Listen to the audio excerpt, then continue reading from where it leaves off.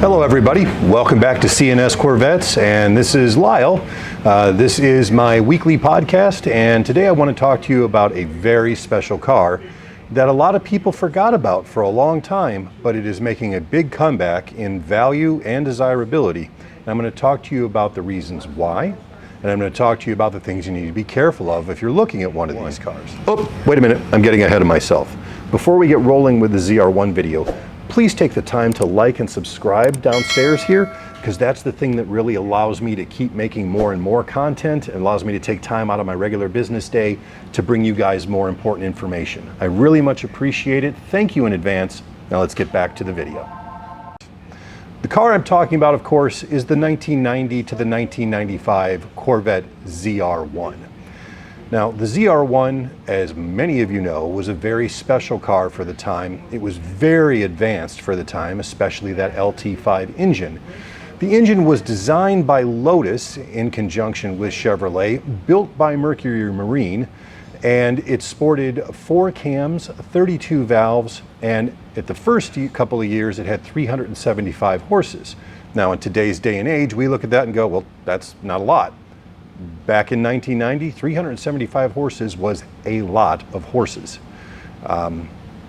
In fact, they had to, for what they were trying to do with the handling capabilities of this car and for the power that it was making, the car has Corvette ZR1 specific body panels, specifically the doors, the rocker panels, the rear fascia, and the rear deck are all Corvette ZR1 only. It's considerably wider than a stock Corvette, and in 1990 it was the only Corvette that had the more squarish taillights as opposed to the purely round taillights that we'd seen from 84 up through 90.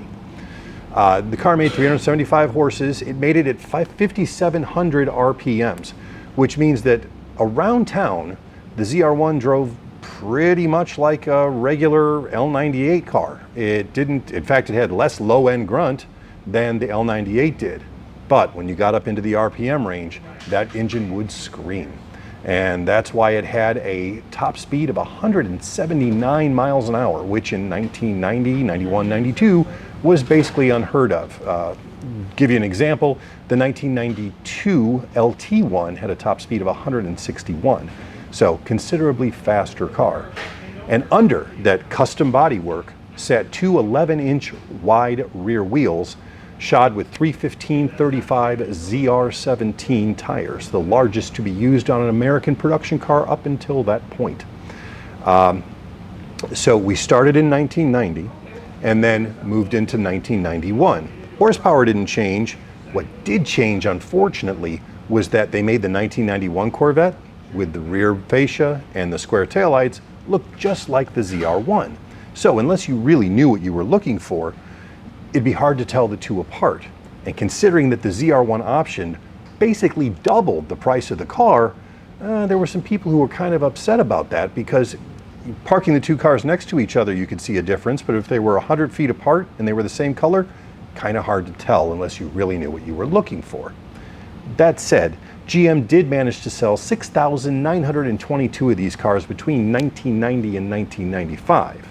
In 1993, there was a special ruby red 40th anniversary edition, and horsepower went up to 405, which we wouldn't see in Corvette again until the 2002 Z06.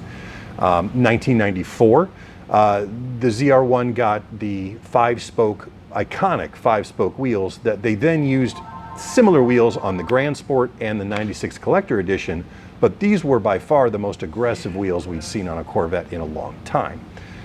Some of the special features on the ZR1 included what they called the valet switch. There was actually a key lock cylinder in the center gauge bezel that you would have full power or valet. So if you were handing off the car to a valet or to somebody who might not be used to having that much power, you could actually turn down the power using that key so that the car wouldn't get away from the uninitiated. The LT5 motor was very, very smooth. It was very much a European style supercar motor. Things like having the starter directly under the plenum rather than at the bottom right of the block like every other Chevy small block ever made helped center the weight. It was very nice until you had to replace the starter because you actually had to pull the top of the engine off, the plenum, to get to the starter. Kind of a pain in the butt. But again, we went with a European style design, similar to like a V8 in a BMW that would see 10 years later. The ZR1 drives very, very well. However, if you break that engine, you are in deep, deep trouble because famously the parts for the LT5 engine and the tooling to make more parts for the LT5 engine were destroyed very early on.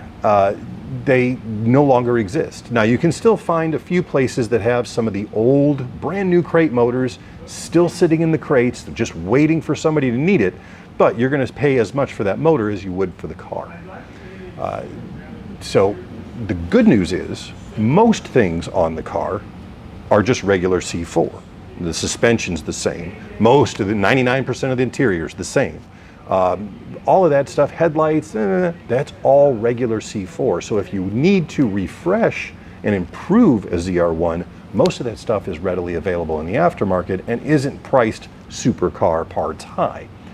I think the biggest problem I see for the future of that car is it doesn't make a ton of horsepower by today's standards. Now, granted, in 1991, 2, 3, it was a ton of horsepower. We hadn't seen 400 horsepower in an American car in a long, long time. Until the Viper came along in 92, there was nothing that was even close to it.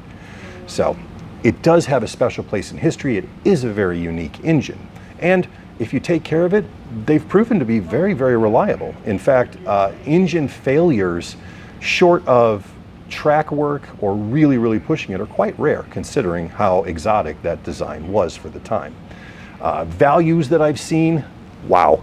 Let me tell you, about 7 years ago, we had a 1992 ZR1 for sale with 32,000 miles on it, competition yellow, black interior, gorgeous car. Gorgeous. I sold that car for $16,500 and I was really happy to get it because at the time, nobody wanted a ZR1. That's changing. I just looked at ZR1 values today on a couple of different websites and the cheapest one I could find had 86,000 miles on it, was 22 grand, and the low mileage stuff is bringing $40,000 to $45,000. I can't believe that, but looking at the market in the aggregate, I can see how values have really soared on everything. And there's never going to be a car that's quite as quirky or special in the Chevy lineup as that ZR1 was. If you want a ZR1, my suggestion, like I do with every Corvette, is make sure you find somebody who knows what they're looking at to give it a full inspection before you invest, just to make sure you're getting a clean, undamaged, unmessed with example. Beyond that, if you can have one, you should, because it's an icon.